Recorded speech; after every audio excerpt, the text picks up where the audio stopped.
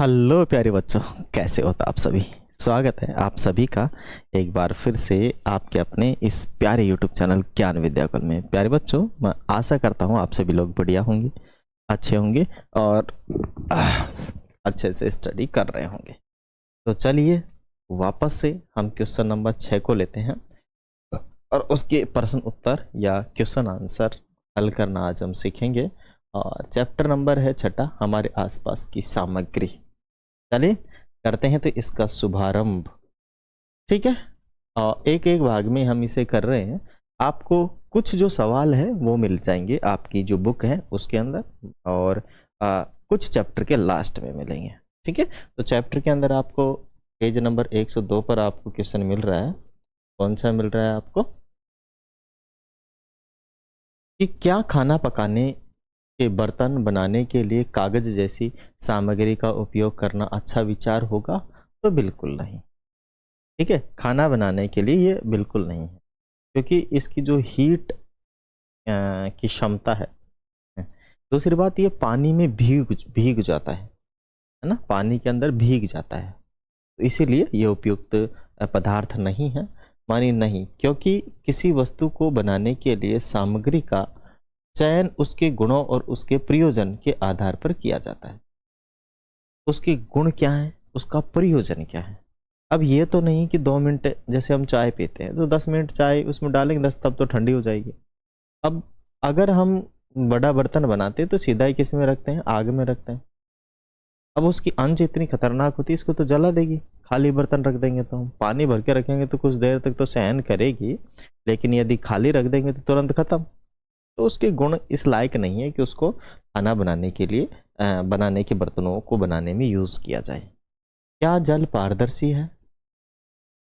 क्या इसे अपारदर्शी बनाया जा सकता है? बिल्कुल, जल पारदर्शी है। इसमें हम कलर डालकर अपारदर्शी बना सकते हैं। ठीक है, हाँ, जल पारदर्शी है। इसमें अघुलनशील पदार्थ मिलाकर अपारदर्शी बनाया जा सकता है। अघुलनशील मिला दो, घुलनशील भी मिला दोगे तब भी ये अपारदर्शी ही रहेगा, दिखाई नहीं देगा। जैसे इसमें ब्लैक कलर मिला देंगे तो दूसरी साइड की वैसे ही नहीं दिखेगी। ठीक है, चलें आगे। आगे पेज नंबर 108 का ये सवाल है फिर कि क्या आप जो कुछ भी जल में डालते हैं वह अदृश्य हो जाता है? नहीं, बिल्कुल गलत बात है। सभी चीजें अदृश्य नहीं होती, कुछ चीजें ही अदृश्य होती हैं। जैसे नमक, चीनी, ये अदृश्य हो जाती हैं।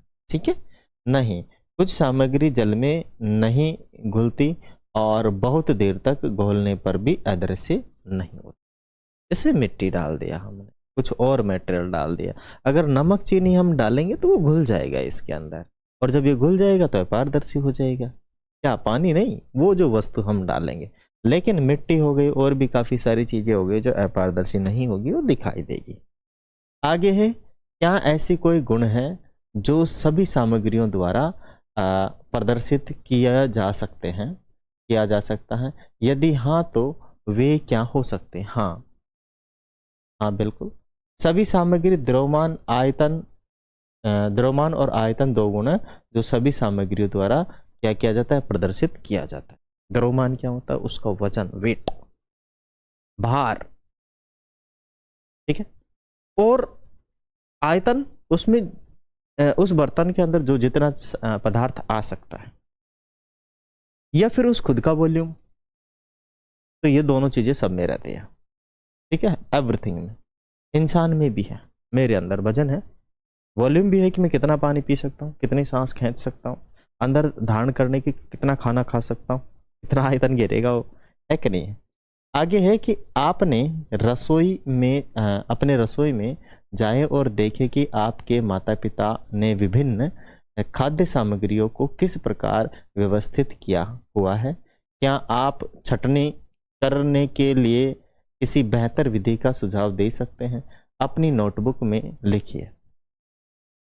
तो क्या करना होगा कि भाई रसोई घर में विभिन्न खाद्य सामग्रियों को विभिन्न पात्रों में भरकर रखा गया है, और इन सामग्रियों को दैनिक रूप में उपयोग में आने वाली तथा कभी कभार उपयोग में आने वाली सामग्रियों के रूप में छांटकर एक प्रकार की सामग्री जैसे मसाले, दालें आदि को एक साथ रखा जा सकता है, जिससे उनकी पहचान और उपयोग आसानी से किया जा सके। भाई देखो, रोज मसाले काम में आते हैं तो उसको हम एक जगह पे रखेंगे पास में अलग ही। रोज कौन सी चीजें, जैसे प्याज रोज आते हैं, लहसुन रोज आते हैं, ठीक है, तो ऐसी चीजें का एक अलग ग्रुप बना लो कि रोज काम आते हैं। रोज काम नहीं आते उसको थोड़ा दूर रख दो, ठीक है ना। इस प्रकार से हम क्या कर सकते हैं, ग्रुप्स बना सकते हैं कि रोज कौन कौन सी पास आ रही है, यूज आ रही है, और कौन कौन सी सामग्री रोज यूज नहीं आ रही। अब स्तंभ है, स्तंभ को मिलाना सीखेंगे और डिपेंड करेगा कि वयद्र वयद्र वयद्र क्या चीज़ है बताओ, तो समझ आ रहा है, ठीक है छोड़ो। और लस्सी, घुलन, हाँ, रपारदर्श, यतीम। ओ भाई साहब, ये तो अलग अलग ही, मतलब ये तो गड़बड़ी लिखा हुआ है। एक बार मैं चेक कर लेता हूँ कि सही लिखा है या नहीं लिखा है। वैसे द्रव्य पदार्थ होगा, ये द्रव्य है ना, द्रव्य पदार्थ है ये घुलनशील है, ये पारदर्शी है, और ये क्या है, ठीक है। देखते हैं क्या है, हो सकता है कि टाइपिंग में थोड़ी मिस्टेक हो गई हो और दिक्कत हो गई हो, है ना। तो इसे वापस से निकाल के चेक करते हैं।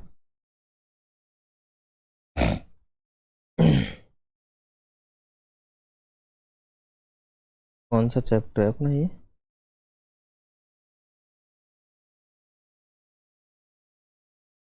सजीव शारीरिक उचित आहार, हमारे आसपास की वस्तुएं। चलिए, क्वेश्चन नंबर है उसका कौन सा ही, दूसरा, अभी आ जाएगा।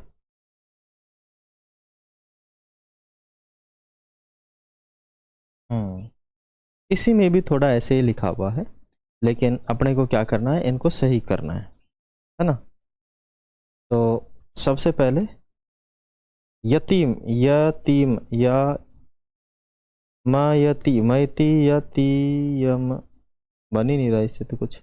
चलो कोई नहीं, सेम ही है इनके अंदर भी, पर ये है द्रव्य, है ना। क्या है ये, द्रव्य पदार्थ है, द्रव्य। और ये है आपका घुलनशील, क्या है, घुलनशील, घुलनशील, ठीक है, ये घुलनशील है। ये पारदर्शी है, पारदर्शी, ठीक है, ये पारदर्शी है, पारदर्शी, ये पारदर्शी है। कौन सी है ये, पारदर्शी है। और ये क्या है, यतीम, या हम कहें तो तीयम, तीयम भी नहीं है, तो मैं तीय, मतीय भी नहीं कुछ आ रहा। चलो इसको काट देते हैं, इसका सेंस देखते हैं क्या बनता है। तो द्रव्य पदार्थ क्या है कि जिनके आर पार स्पष्ट रूप से देखा जा सके, नहीं ये तो पारदर्शी होते हैं, तो मतलब ये तो यहाँ हो गया एक नंबर। दूसरा है घुलनशील, मान स्थान घेरता और इसका द्रव्यमान होता है, ये भी नहीं है ना। और घुलनशील, घुलनशील जल में पूरी तरह से घुल जाए, ये आ गया इसके साथ। अब बचे अपने पास कौन सा, द्रव्य तो हो गया है, पारदर्शी हो गया है, घुलनशील हो गया है, और द्रव्य स्थान घेरता है और द्रव्यमान होता है, तो ये हो जाएगा इसका। बचा कौन, चमकदार है, तो चमकदार क्या होगा फिर, ये धातु हो सकता है ना, चमकदार सतह, तो ये धातु हो सकता है, ठीक है, धातु। तो धातु की चमकदार क्या होती है, सतह होती है। धातु की क्या होती है, चमकदार सतह होती है। आप लोग देखिएगा बुक में, मेरे पास अभी बुक नहीं है, ठीक है, क्वेश्चंस हैं, वो क्वेश्चन भी वहाँ पर भी गलत ही लिखा हुआ है।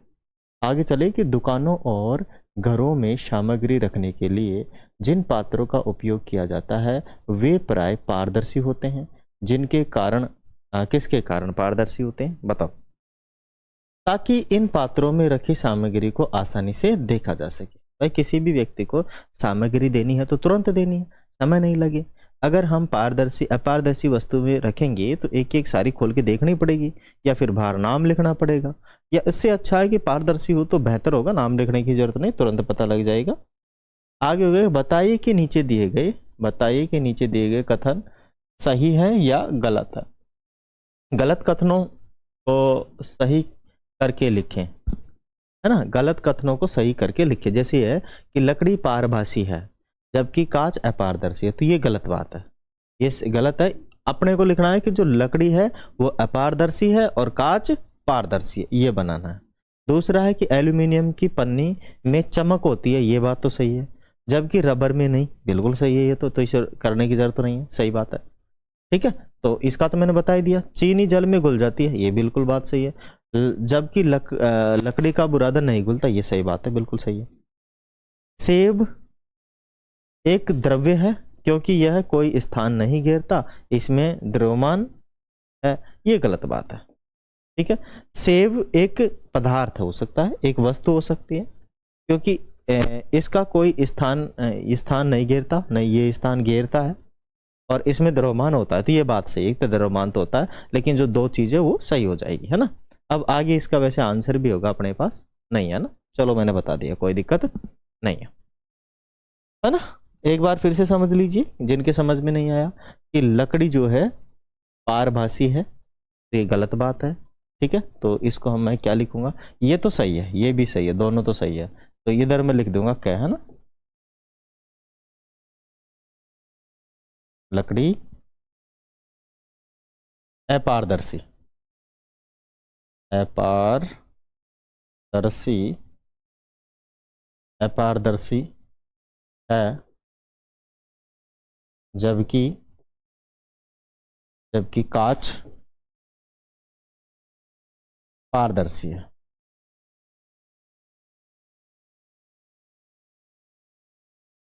पारदर्शी है, ठीक है। दूसरे के अंदर जो घ है, दोनों तो ये दोनों तो सही है, इसको तो लिखने की जरूरत नहीं। सेब एक द्रव्य है, नहीं बिल्कुल, सेब एक द्रव्य नहीं है, सेब एक वस्तु हो सकती है। ठीक है, सेब तो सॉलिड होती है, सेब सॉलिड होती है, तो सेब एक वस्तु है, सेब एक फल है, ये भी कह सकते हैं फल है, क्योंकि यह स्थान घेरता है, ध्यान रहे, क्योंकि यह स्थान घेरता है,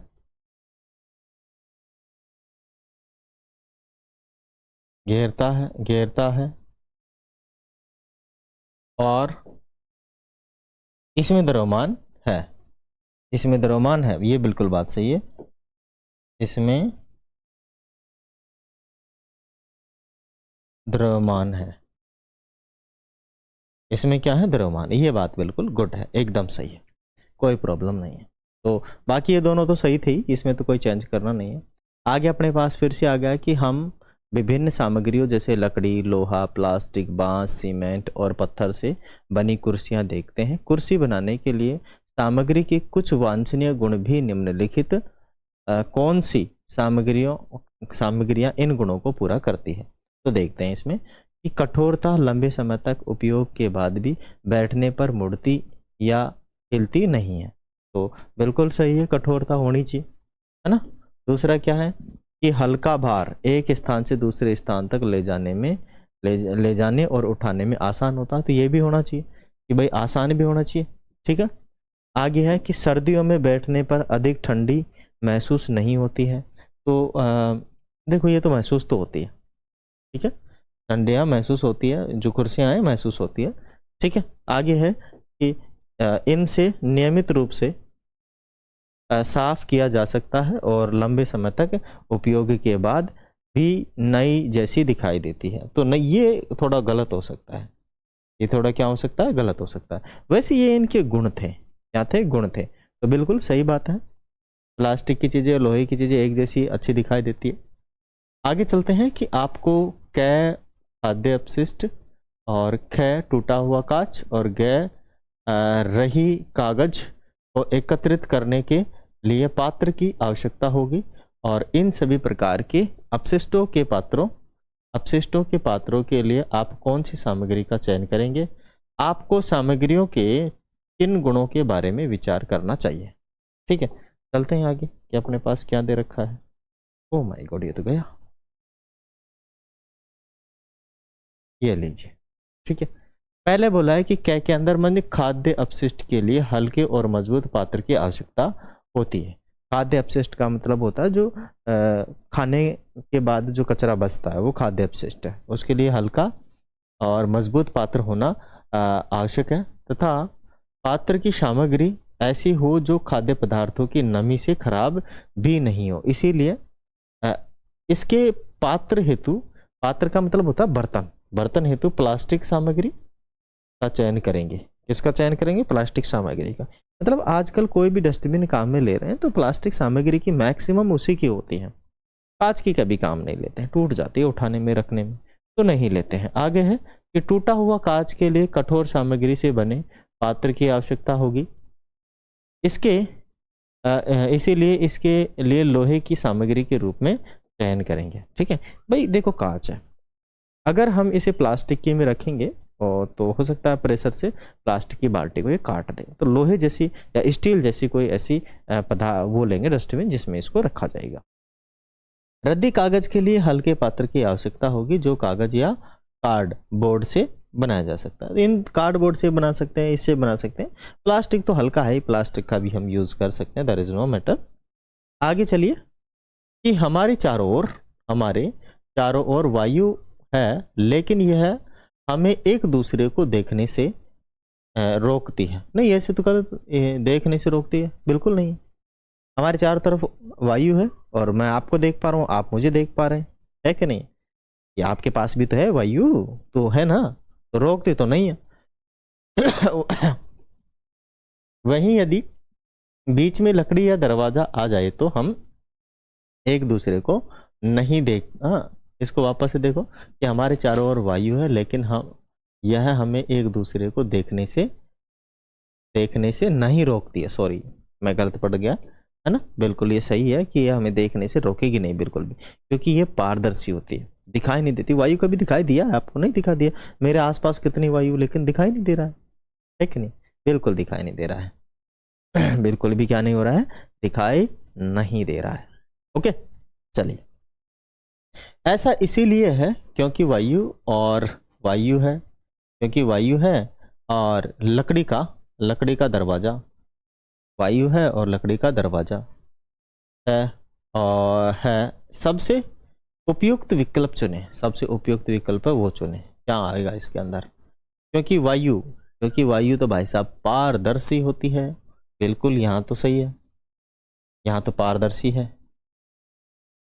पारदर्शी लकड़ी है, पारदर्शी, तो पहला ही ऑप्शन सही है। ठीक है, ये पारभासी तो हो नहीं सकती, अपारदर्शी नहीं है, पारदर्शी तो है लेकिन उधर पारभासी है, पहला ही ऑप्शन सही होगा। ठीक है, मतलब पहले इसके अंदर वायु तो क्या आ जाएगा? पारदर्शी है, और यहाँ आ जाएगा दरवाजा जो है अपारदर्शी है, इसीलिए हम दरवाजा लगाते हैं घर में, है ना?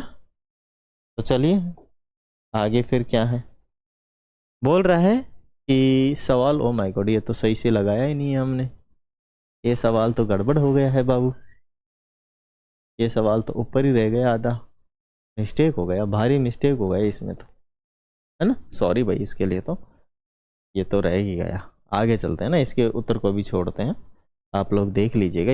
एक जो सवाल है आप लोग कर लेंगे। 9वां है कि मैं कौन हूं, दिए गए गुणों के आधार पर मुझे जाने।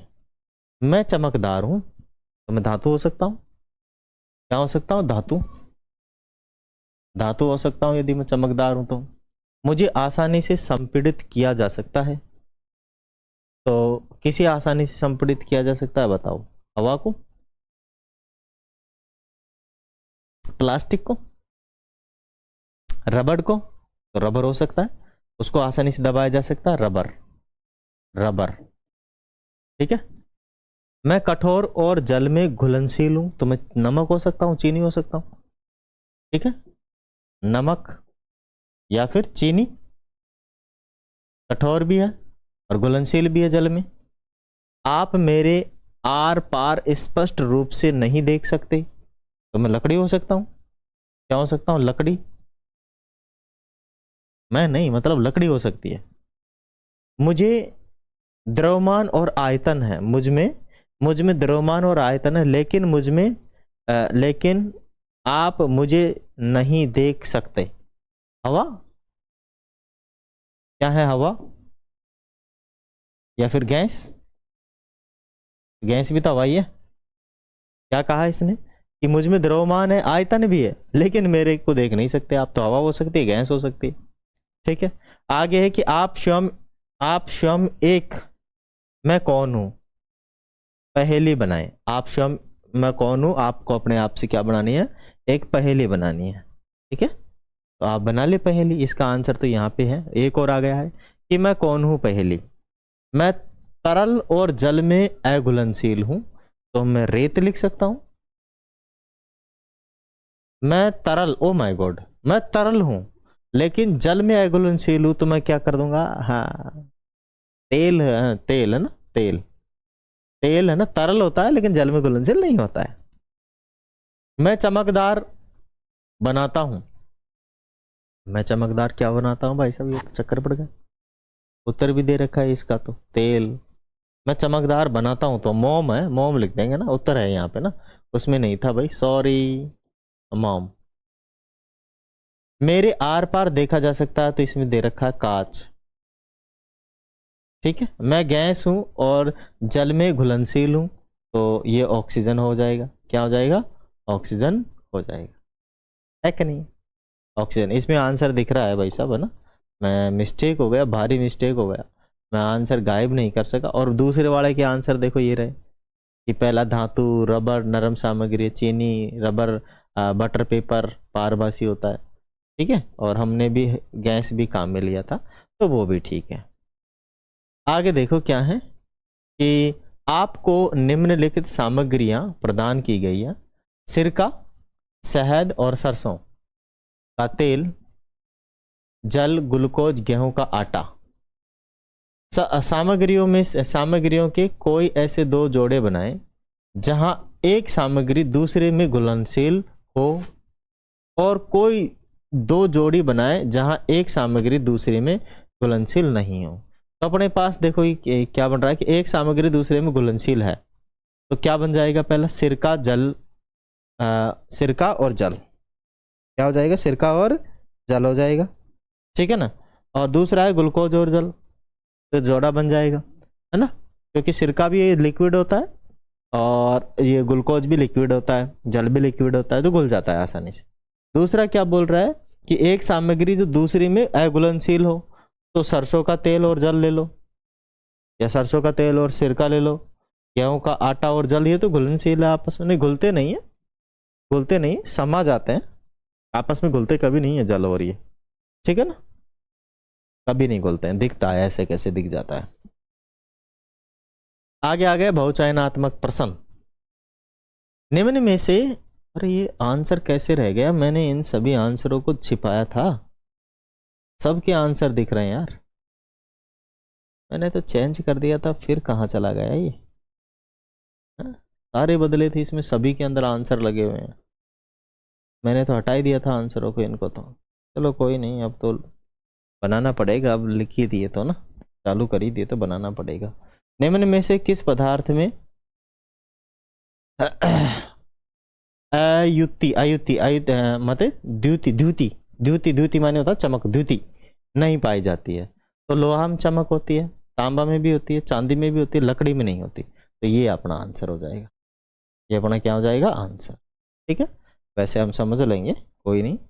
सबका दे रखा है कि स्पंज है। स्पंज क्या है, स्पंज है एक कठोर कोमल पदार्थ, एक कठोर पदार्थ। स्पंज का मतलब दब भी जाए वो आसानी से, तो एक कठोर पदार्थ है ना, एक कोमल पदार्थ है। स्पंज होता है एक कोमल पदार्थ, क्या होता है, जिसे हम दबा सके, स्पंज। ठीक है, आसानी से वो दब जाए। आगे आगे निम्न में से जल में अविलेय द्रव है, जल में कौन नहीं मिलता है, तो सिरका, नींबू, मिट्टी का तेल। मिट्टी का तेल नहीं मिलता भाई जल में, ठीक है, नींबू मिल जाता है, सिरका मिल जाता है, इनमें से कोई नहीं, तो मिट्टी का तेल अपना आंसर आ जाएगा। या फिर मिट्टी का तेल हो, चाहे पेट्रोल हो, चाहे डीजल हो, चाहे नॉर्मल अपना तेल हो, ये सभी जो जल है उसमें अविलेय रहते हैं, घुलते नहीं है। अविलेय का मतलब है जो घुलते नहीं हो, अविलेय का मतलब है जो घुलते नहीं हो। तेलीय धब्बा लगा हुआ कागज, ठीक है ना, वो कांच की तरह देख सकते हैं उसे ना, कांच, बटर पेपर, एक्सरे शीट,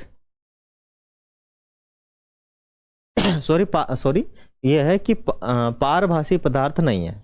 तो पारभासी पदार्थ देखो, पारभासी पदार्थ का मतलब है जो आर पार आसानी से नहीं देख पाए, थोड़ा थोड़ा दिखता हो, उसे कहते हैं पारभासी।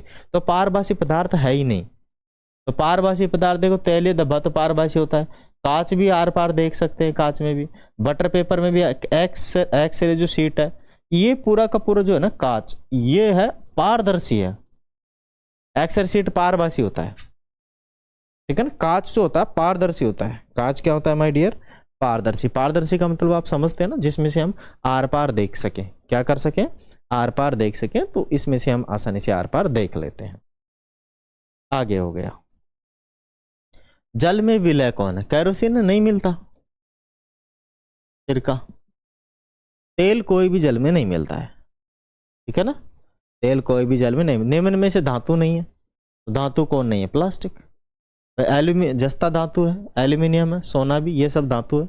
लेकिन ये दोनों क्या नहीं है? ये क्या नहीं है? प्लास्टिक क्या नहीं है? अधातु है, धातु नहीं है। पारदर्शी पदार्थ नहीं है। पारदर्शी पदार्थ कौन है? देखो, ये भी पारदर्शी है, ये भी पारदर्शी है, ये भी पारदर्शी, ये पारदर्शी नहीं है, ठीक है ना। यहाँ पे अपने को दिया हुआ है। आगे, कठोर पदार्थ का उदाहरण दीजिए। तो कठोर क्या है? स्पंज। तो लकड़ी, तो ये स्पंज तो दबता है, लकड़ी भी, मोमबत्ती भी, ये भी। तो लकड़ी थोड़ी सी कठोर है, बाकी मोमबत्ती भी थोड़ी सी कठोर होती है, लेकिन वो दब जाती है, टूट जाती है आसानी से। इन सब के कंपैरिजन में लकड़ी ज्यादा कठोर है। स्प्रिंग्थ, स्निग्ध क्या है? का अर्थ है चिकना। स्निग्ध, स्निग्ध, स्निग्ध, स्निग्ध माने होता है चिकना। स्निग्ध माने क्या होता है? चिकना है, ठीक है। स्निग्ध माने क्या होता है? चिकना होता है। आगे चलिए, गिलास बनाने के लिए उपयुक्त पदार्थ नहीं है। कागज, कांच, प्लास्टिक, धातु।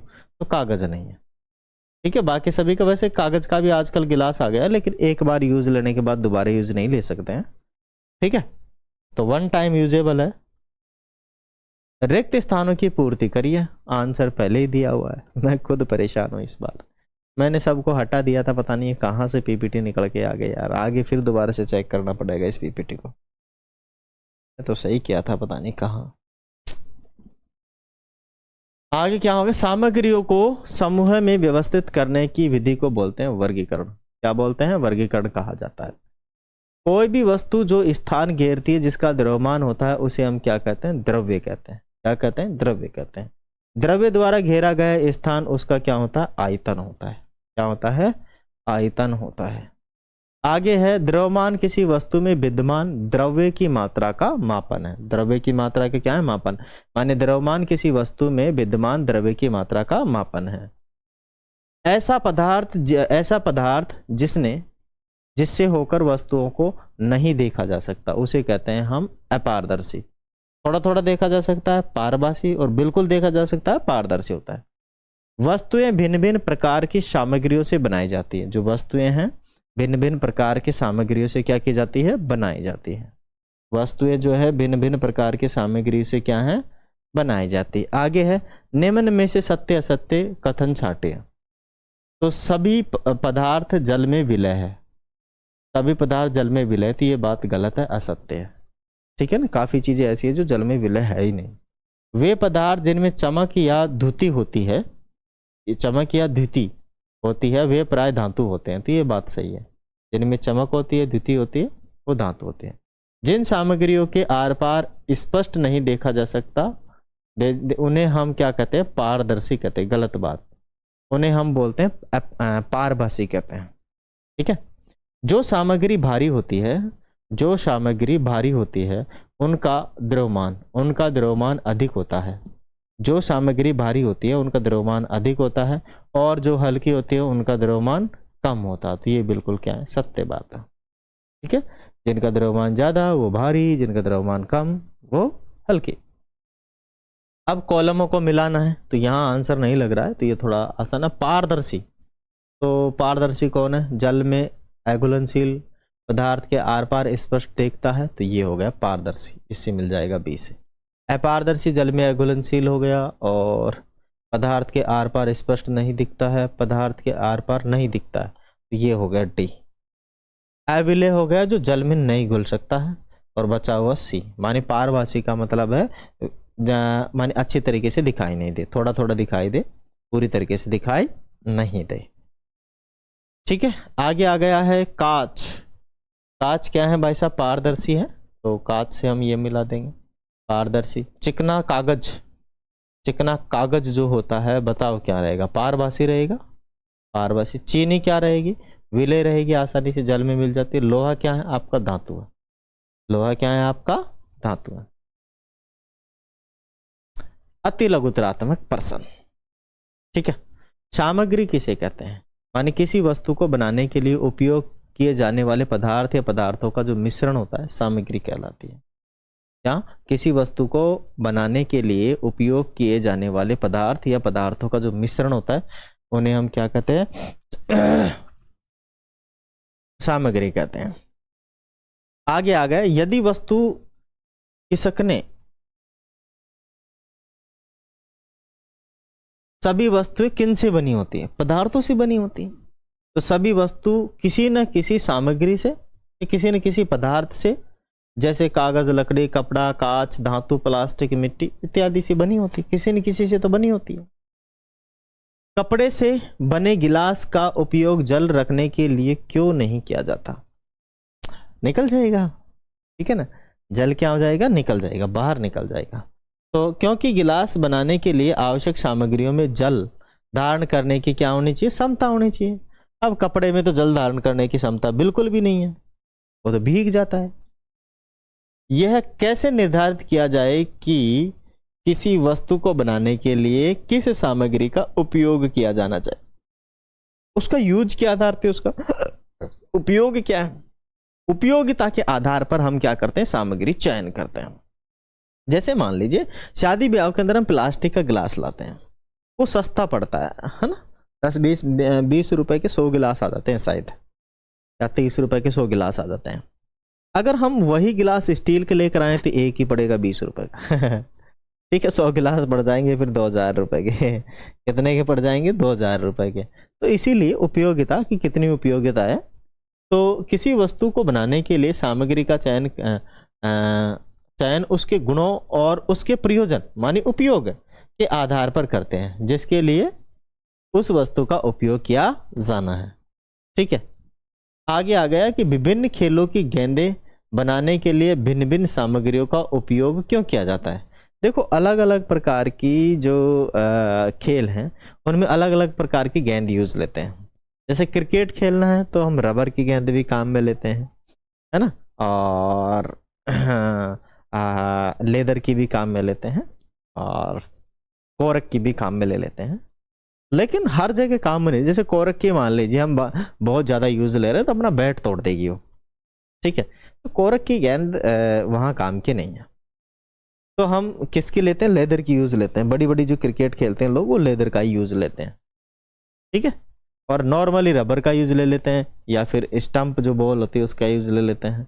एक और होती है अपनी कौन सी बॉल होती है वो बेसबॉल के रूप में काम में खेलने के लिए लेते हैं। अलग अलग जो अलग अलग काम में आते हैं ना, अलग अलग गेंदें, माने विभिन्न खेलों के लिए आवश्यक गेंद की उछाल, आकार भार आदि खेल के अनुरूप अलग अलग होती है। इसीलिए इन्हें बनाने के लिए बनाने के लिए भिन्न भिन्न सामग्रियों का यूज किया जाता है। माने अलग अलग खेल के लिए अलग अलग आकार होता है गेंदों का, और अलग अलग ही क्या होता है उनका, क्या बोलते हैं, वजन होता है, ठीक है, वेट होता है, और पदार्थ भी अलग अलग ही लेते हैं। धातुओं के उदाहरण दीजिए। इनके उदाहरण दीजिए धातुओं के। मैं चश्मा लगा लेता हूँ, थोड़ा सा चक्कर आ रहा है मेरा, ठीक है, ये रोशनी बहुत ज़्यादा हो जा रही है, इसके कारण से थोड़े से चक्कर आ जा रहे हैं मेरे को। इससे थोड़ा क्या कंफर्टेबल हो जाता हूँ, इससे ज़्यादा फोकस नहीं पड़ता है अपने माइंड पर, आंखें भी नहीं दुखती है। थोड़ा क्लीन कर लेता हूँ। ठीक है, चलिए, तो धातुओं के उदाहरण दीजिए। मानी लोहा, तांबा, एल्यूमिनियम, सोना, चांदी, और भी काफ़ी सारी धातुएं, काउंटिंग ही नहीं है, ठीक है, बहुत सारी धातुएं हैं। तो धातुओं को मानी ऐसी धातु मतलब ऐसे पदार्थ जिनके अंदर इलेक्ट्रॉन, फ्री इलेक्ट्रॉन रहते हैं, तो वे आपकी धातु होती हैं। प्रकारों को वर्गीकरण कर सकते हैं, है ना, कितने प्रकारों में वर्गीकृत कर सकते हैं, उदाहरण देकर समझाएं। तो उदाहरण देकर के उदाहरण है, उदाहरण, ओ सॉरी, ये तो क्वेश्चन ही गलत हो गया है, ठीक है, ये कहीं और से आ गया है भाग। उसने पूछा कि धातुओं के उदाहरण दीजिए, तो धातुओं के उदाहरण तो यही हो गया, सोना चांदी आदि कितने प्रकारों की, इससे तो जरूरत नहीं है ना, यहाँ तक ही है, ठीक है। कोमल या नरम पदार्थ कौन से हैं? तो कोमल या नरम पदार्थ माने जिन पदार्थों को आसानी से संपीड़ित माने दबाया जा सके अथवा खरोचा जा सके, कोमल पदार्थ कहलाते हैं, जैसे रुई हो गया, स्पंज हो गया, ठीक है। आगे कठोर पदार्थ किसे कहते हैं? वे पदार्थ जिन्हें दबा नहीं सके, ठीक है, वे पदार्थ जिन्हें हम दबा या खरोचना कठिन होता है, उन्हें हम कठोर पदार्थ कहते हैं। आगे कुछ धातुएं बहुधा अपनी चमक या द्युति खो देती है, ऐसा क्यों होता है? तो ऐसा उन पे जंग लगने से या ऑक्साइड की परत आने से हो जाता है, माने ऐसा धातुओं पर वायु तथा नमी से के प्रभाव के कारण हो जाता है, ठीक है, मतलब जंग वगैरह लग जाने के कारण। द्रव्य किसे कहते हैं? माने कोई भी वस्तु जो स्थान घेरती है और द्रव्यमान रखती है उसे द्रव्य कहते हैं। कोई भी वस्तु जो स्थान घेरती है और द्रव्यमान रखती है मानी वजन रखती है, उसे हम द्रव्य कहते हैं। पदार्थ किसे कहते हैं? पदार्थ किसे कहते हैं? मानी द्रव्य के शुद्ध पदार्थ, मानी द्रव्य के शुद्ध रूप को पदार्थ कहते हैं। द्रव्य के शुद्ध रूप को पदार्थ कहते हैं, जैसे जल, शर्करा, नमक, लोहा, ऑक्सीजन आदि, ये सब क्या है? पदार्थ है। क्या है कि द्रव्य के सूक्ष्म और द्रव्य के शुद्ध रूप को क्या कहते हैं? पदार्थ कहते हैं। जो द्रव्य है उसका शुद्ध रूप हो तो उसे हम क्या कहेंगे? पदार्थ कहेंगे। क्या कह देंगे? उसे हम पदार्थ कह देंगे। टेराकोटा किसे कहते हैं? टेराकोटा मिट्टी है। टेराकोटा क्या है? मिट्टी है। मानी पक्की हुई मिट्टी को टेराकोटा कहते हैं। पकी हुई मिट्टी को क्या कहते हैं? टेराकोटा कहा जाता है। पकी हुई मिट्टी को क्या कहा जाता है? टेराकोटा। पकी हुई मिट्टी को क्या कहा जाता है? टेराकोटा कहा जाता है। आगे चलिए, क्या हम किसी वस्तु के विभिन्न भागों को बनाने के लिए भिन्न भिन्न सामग्रियों का उपयोग कर सकते हैं? क्या हम किसी वस्तु के भिन्न भिन्न भागों को बनाने के लिए भिन्न भिन्न सामग्रियों का उपयोग कर सकते हैं? हाँ, कर सकते हैं। उदाहरण के लिए एक पेन भिन्न भिन्न सामग्रियों से बना हो सकता है, जैसे प्लास्टिक, धातु और स्याही। एक ही पेन में होते हैं ना तीनों, माने उसका जो आगे का रनर होता है वो किसका होता है? लोहे का, ठीक है, धातु का होता है, और स्याही उसमें लिक्विड होती है, और बना हुआ प्लास्टिक का रहता है। भिन्न भिन्न सामग्रियों के क्या गुण हो सकते हैं? तो भिन्न भिन्न सामग्रियों के अलग अलग गुण हो सकते हैं, जैसे चमक हो गई, कठोरता हो गई, कोमलता हो गई, आकार और रंग इत्यादि हो सकते हैं। ये अलग अलग गुण हो सकते हैं। हमारे शरीर के प्रकारों में जल की भूमिका क्या है? भाई, हमारे शरीर के जितने भी कार्य हैं उनमें बहुत महत्वपूर्ण है जल।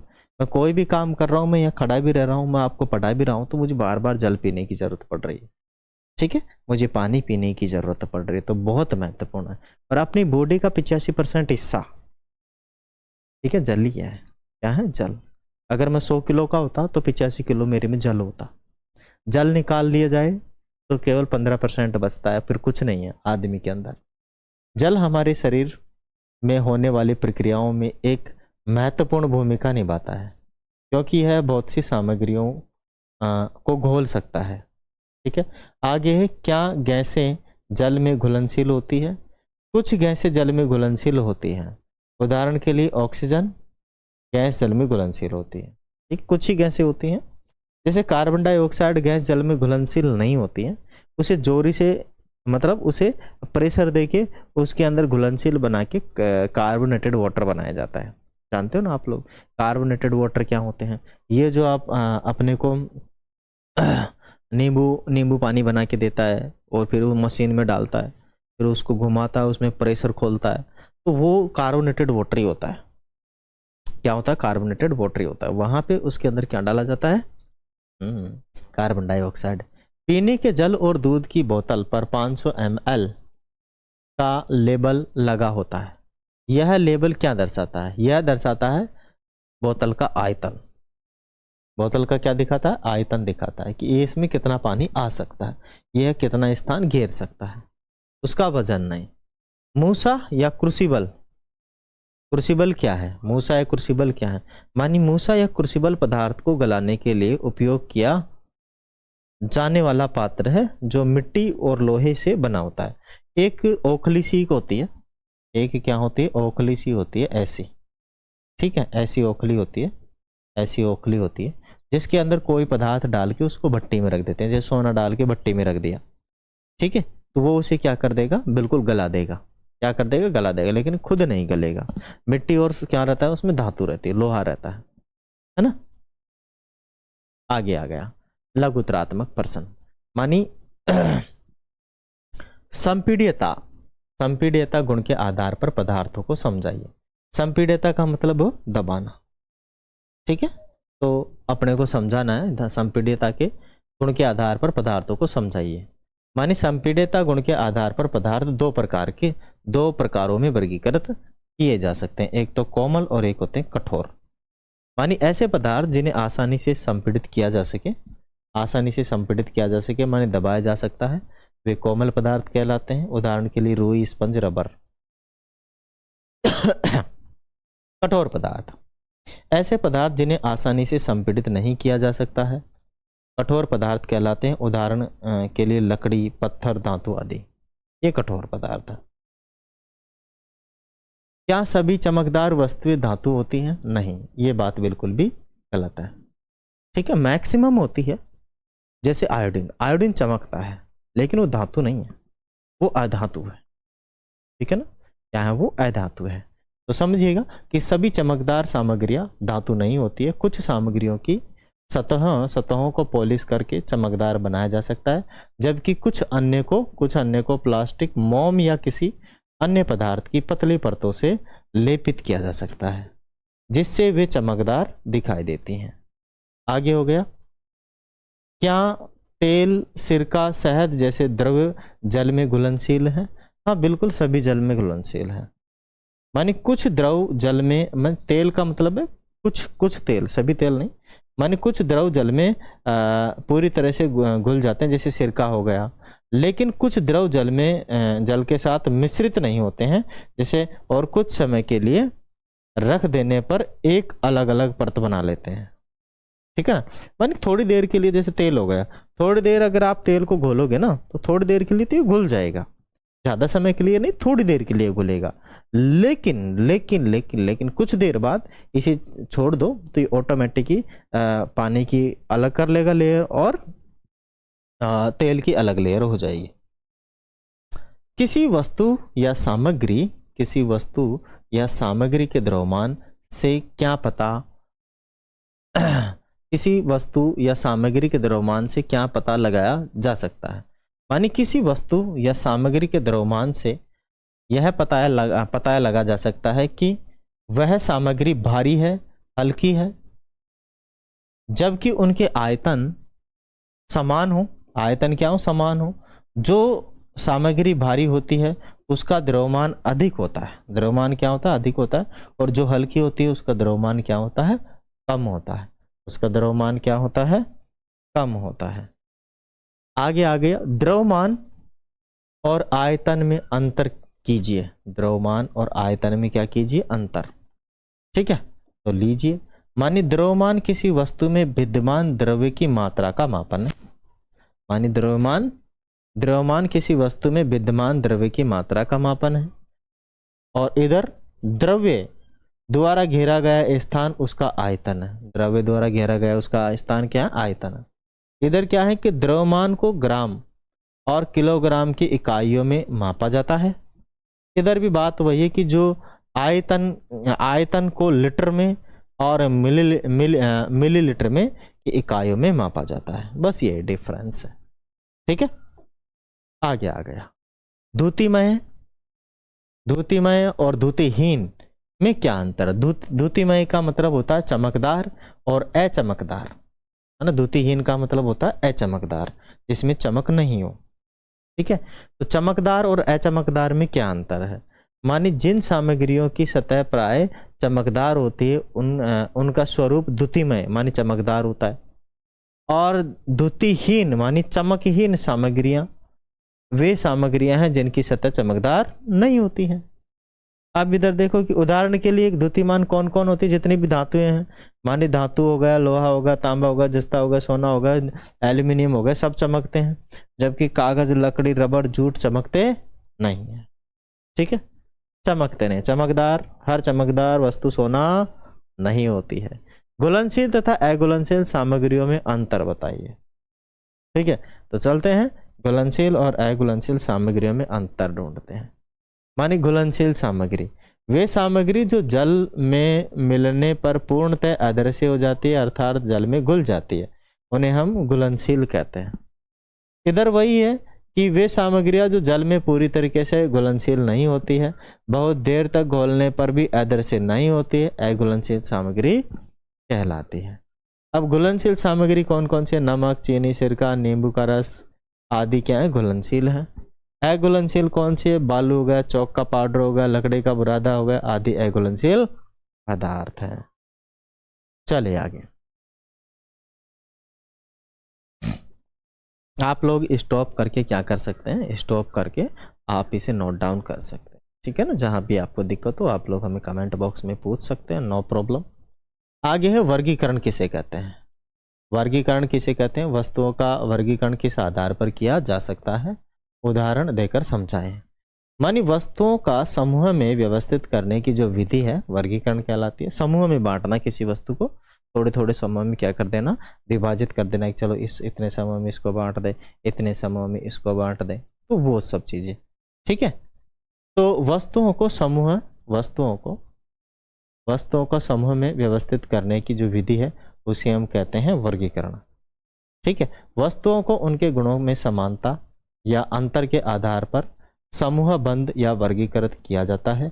उदाहरण के लिए घर की रसोई में हम सामान्यतः एक जैसे बर्तनों को एक साथ रखते हैं। इसी प्रकार एक पंसारी सामान्यतः सभी प्रकार के मसाले एक कोने में रखता है, दालें, अनाज दूसरे कोने में रखता है। ठीक है, माने अलग अलग ग्रुप बना के वो रखता है। आगे आ गया पारदर्शी, अपारदर्शी, पारभासी सामग्रियों के उदाहरण देकर समझाएं। तो पहला आ गया अपने पास पारदर्शी। ऐसी वस्तुएं जिनके हम आर पार देख सकते हैं उन्हें हम पारदर्शी वस्तुएं कहते हैं, जैसे पानी हो गया, शीशा हो गया, कांच हो गया। ठीक है, आगे बात करें अपारदर्शी वस्तुओं की। मानी वे सामग्रियां या वे पदार्थ जिनके आर पार हम अच्छी तरीके से नहीं देख सकें उन्हें हम कहते हैं अपारदर्शी वस्तु। क्या कहते हैं? उन्हें हम अपारदर्शी वस्तु कहते हैं। उदाहरण के लिए मिट्टी हो गई, लकड़ी हो गई, ठीक है, और कागज हो गया है, काफी सारे ऐसे गत्ते हो गए हैं, ठीक है, पत्थर हो गया, उनके आर पार नहीं देख सकते। पारभासी मानी वे वस्तुएं जिनके आर पार थोड़ा थोड़ा धुंधला धुंधला हम देख सके, ऐसी वस्तुओं को हम पारभासी वस्तु कहते हैं।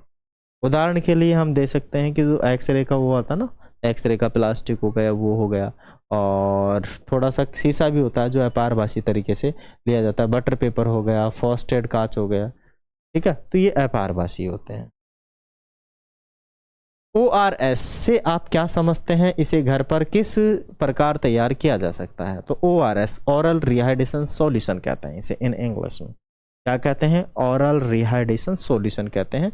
और जब किसी बच्चे के बड़े के दस्त लग जाते हैं तो या तो हम सीधा इसे कहाँ से लेकर आ सकते हैं? दुकान से लेकर आ सकते हैं, मेडिकल की से, या फिर हम क्या कर सकते हैं? खुद भी बना सकते हैं। ठीक है, माने 1 चम्मच मतलब 2 चम्मच आप नमक डाल दीजिए और थोड़ा सा 2 चम्मच उसमें चीनी डाल दीजिए और थोड़ा सा उसमें नमक डाल दीजिए।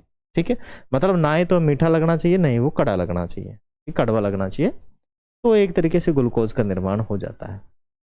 ठीक है, मानिए इसे बोलते हैं ओरल रिहाइड्रेशन सॉल्यूशन का उपयोग दस्त या अन्य रोगों के कारण हुई पानी की कमी, निर्जलीकरण के उपचार के लिए किया जाता है।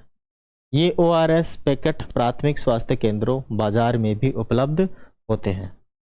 ठीक है, प्रत्येक पैकेट को 1 लीटर जल में घोलकर उपयोग किया जाता है। ठीक है, यदि यह उपलब्ध नहीं है तो उबालकर ठंडे किए गए 1 लीटर जल में 6 चम्मच चीनी और आधा चम्मच नमक मिलाकर घर पर ही ORS तैयार किया जा सकता है। माने 6 चम्मच तो आप क्या करेंगे, चीनी मिलाएंगे 1 लीटर में, और आधा चम्मच या 1 चम्मच क्या मिला देंगे आप, नमक मिला देंगे, तो आपका ओरल रिहाइड्रेशन सॉल्यूशन बनकर क्या हो जाएगा, तैयार हो जाएगा। ठीक है, आप लोग इसे भी नोट डाउन कर सकते हैं, नो इश्यू। आगे चलिए, प्राचीन भारत में विद्यमान वर्गीकरण को एक उदाहरण द्वारा समझाया। प्राचीन भारत में विद्यमान वर्गीकरण प्रणाली को एक उदाहरण द्वारा समझाइए। मानी प्राचीन भारत में वर्गीकरण प्रणाली विद्यमान थी, जैसे आयुर्वेद में यजुर्वेद, जो कि भारतीय चिकित्सा पद्धतियों में से एक है। इनमें भी भौतिक पदार्थों को समूह में बांटने की एक प्रणाली है। यजुर्वेद में यथार्थ रूप से 20 गुणों माने विपरीत गुणों के 10 जोड़े के बारे में बताया गया है, जिनका उपयोग आयुर्वेद में सभी भौतिक पदार्थों का वर्णन करने के लिए किया जाता है। इन गुणों का उपयोग सभी जीवित प्राणियों, पौधों, जंतु एवं मनुष्य, पर्यावरण एवं भोजन का वर्गीकरण करने के लिए किया जाता है। इनमें से कुछ हैं, जैसे गुरु मानी भारी, लघु मानी भार में हल्का, मंद मानी धीमी, हिम मानी ठंडा, शीत, उष्ण मानी गर्म या तप्त। ठीक है, तो ये सब इसके अंदर थे। प्राचीन भारत में भी हम क्या करते थे, वर्गीकरण करते थे। अब आगे निम्नात्मक प्रश्न, कुछ एक क्वेश्चन आएंगे ना, 2-3 क्वेश्चन है निम्नात्मक, ज्यादा नहीं है।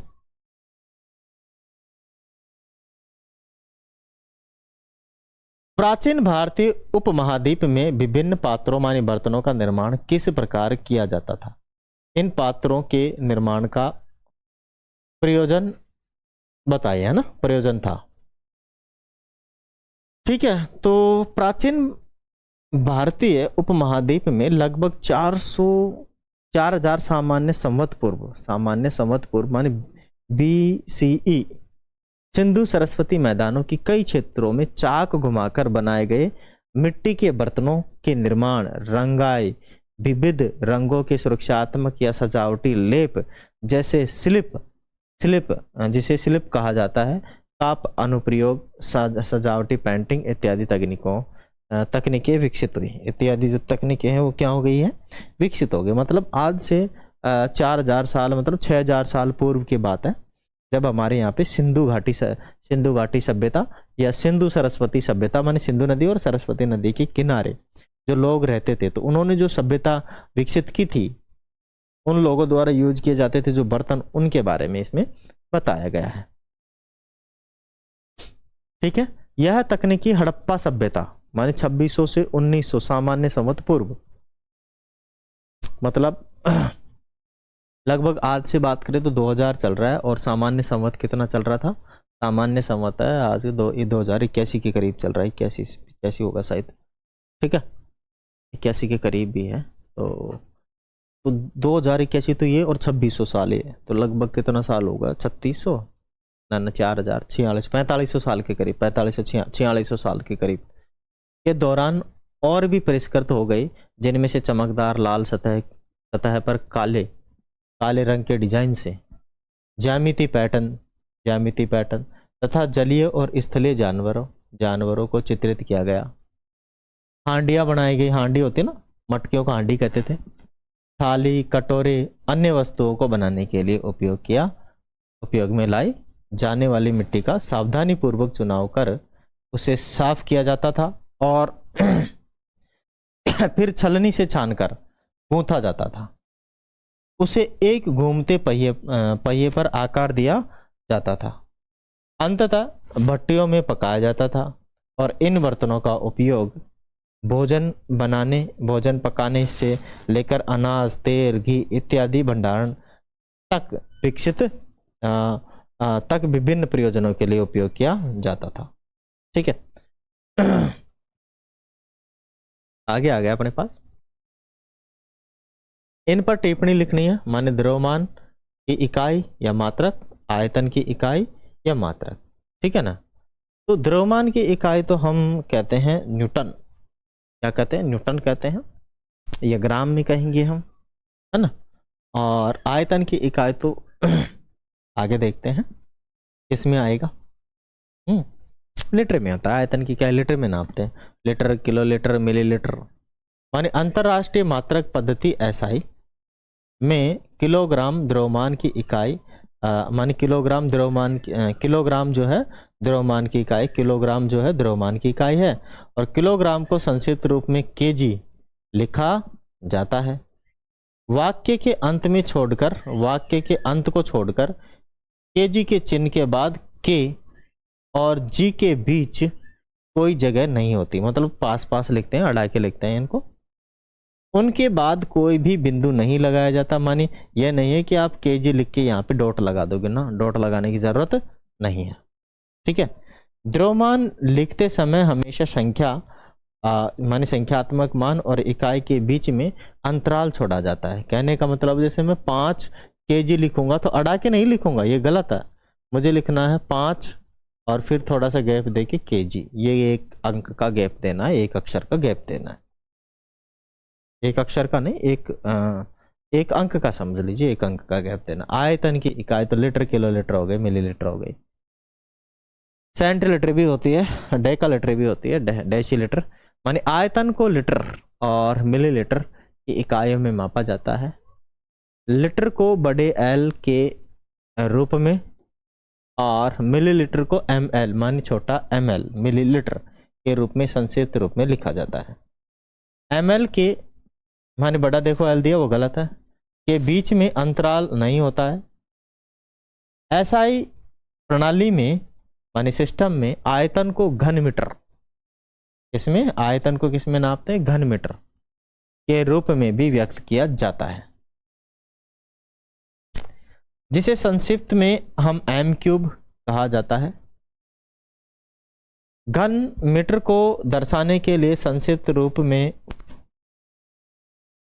मूर्धाक माने सुप्रिस्क्रिप्ट, मूर्धाक माने सुप्रिस्क्रिप्ट माने ऊपर पावर में के साथ लिखा जाता है। उदाहरण के लिए 3 घन मीटर, आयतन को हम क्या लिखेंगे, 3 मीटर क्यूब लिखा जाता है। संख्यात्मक मान इकाई के बीच हमेशा एक स्थान छोड़ा जाता है, ठीक है। आगे चलते हैं। सामग्रियों के प्रमुख गुणों का वर्णन कीजिए। सामग्रियों के जो प्रमुख गुण हैं उनका क्या करना है, अपने को वर्णन करना है। सामग्री में विभिन्न गुण पाए जाते हैं जो उनके उपयोग के लिए महत्वपूर्ण होते हैं। इनमें से प्रमुख गुण हैं कौन कौन से, सजावट और दिखावट। माने विभिन्न सामग्रियों को दिखावट भिन्न भिन्न होती है, अलग अलग सामग्रियों की दिखावट अलग अलग होती है। कुछ सामग्रियों की सतह चमकदार होती है तो उनका स्वरूप द्युतिमय माने चमकदार होता है, जैसे धातु। जबकि कुछ सामग्रियां द्युतिहीन होती है, मानी जिनमें चमक नहीं होती, वो द्युतिहीन होती है, जैसे कागज हो गए, लकड़ी हो गई आदि, ये द्युतिहीन होती है। कठोर और नरम, माने कुछ सामग्रियों को आसानी से दबाया जा सकता है, खरोचा जा सकता है, वे नरम होते हैं। और जबकि अन्य सामग्री जिन्हें हम दबा और खरोचना कठिन होता है, वे कठोर होते हैं। क्या होते हैं, वे कठोर होते हैं। आप समझते हैं अच्छे से। घुलनशीलता मानी वे पदार्थ जो आसानी से घुल जाएं जल के अंदर घुलनशील कहलाते हैं, जो नहीं घुले वो अघुलनशील कहलाते हैं। इसमें भी यही लिखा हुआ है। पारदर्शिता, ऐसे पदार्थ जिनके आर पार हम देख सके वो वस्तु पारदर्शी कहलाएगी। पारदर्शी उसका जो गुण है वो पारदर्शिता कहलाएगा। जैसे बटर पेपर, फ्रॉस्टेड काज, ये आपके पारभासी कहलाते हैं। 3 होते हैं, ये आसानी से आप जानते हैं, ठीक है ना। ये चीजें कितनी होती हैं, 3 होती है ना, पारदर्शी, अपारदर्शी और पारभासी। यानी पारदर्शी जिसमें आसानी से देख सकें, अपारदर्शी जिसमें बिल्कुल नहीं देख सकें, और पारभासी जिसमें थोड़ा थोड़ा देख सकें, वो होता है आपका पारभासी। मैं आशा करता हूं आप सभी लोगों को ये अच्छे से समझ में आ गया होगा। वीडियो अच्छा लगे तो वीडियो को लाइक करते रहिए, शेयर करते रहिए एंड सब्सक्राइब करते रहिए और हमारा सपोर्ट करें। आपके सपोर्ट की हमें बहुत ज़्यादा नीड है, ज़रूरत है। Please help us and support us. Thank you and thanks for watching. जय हिंद, वंदे मातरम।